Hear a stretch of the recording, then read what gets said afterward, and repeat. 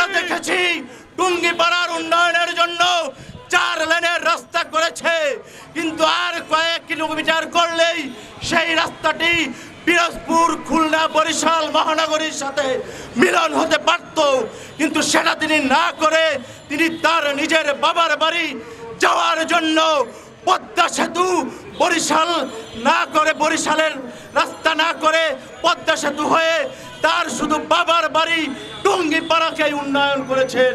অতএব আমরা ডক্টর ইউনূসের সরকারের কাছে বিনীত অনুরোধ করতে চাই, আমাদের যে 6 লেনের রাস্তার প্রতিশ্রুতি আছে সেটা অনতিবিলম্বে বাস্তবায়ন করে বরিশালের মানুষের প্রাণের দাবিকে মেনে নিন।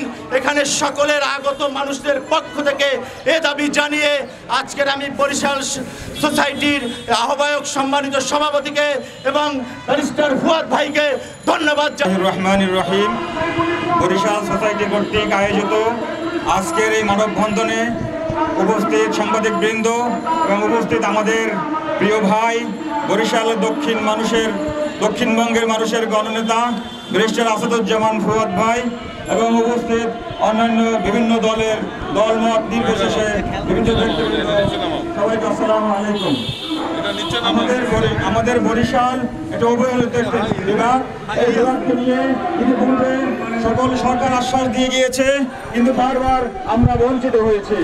আমাদের এই পদ্মা সেতু চালু হওয়ার পরে বাংলা থেকে বরিশালের যে সেই ব্রিটিশ আমলের যে রাস্তা, সেই রাস্তা এখনো পড়ে আছে।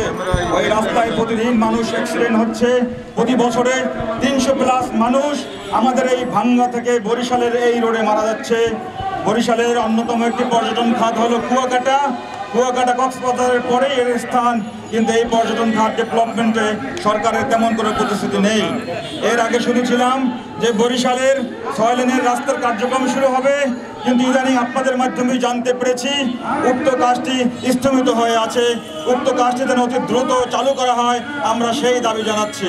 এছাড়া আরও দাবি জানাচ্ছি, চীন সরকারের সহায়তায় বাংলাদেশে 3টি হাসপাতাল নির্মিত হবে।